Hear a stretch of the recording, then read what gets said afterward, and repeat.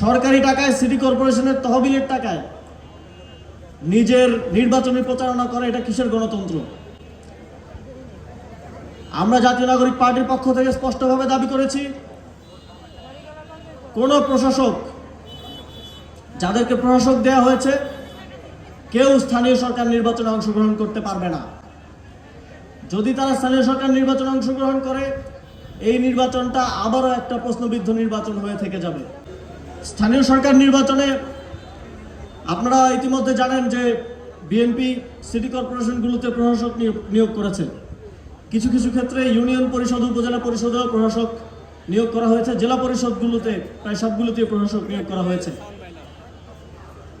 BNP গত 17 বছর সংস্কারের কথা বলে রাজনীতি করে আসছে, গণতন্ত্রের কথা বলে রাজনীতি করে আসছে।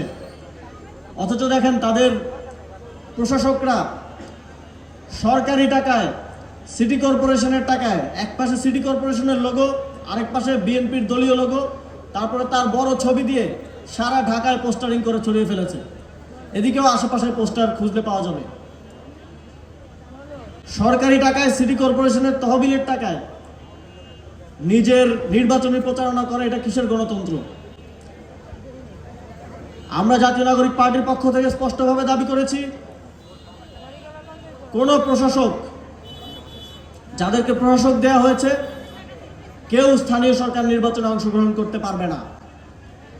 যদি তারা স্থানীয় সরকার নির্বাচনে অংশগ্রহণ করে, এই নির্বাচনটা আবারও একটা প্রশ্নবিদ্ধ নির্বাচন হয়ে থেকে যাবে।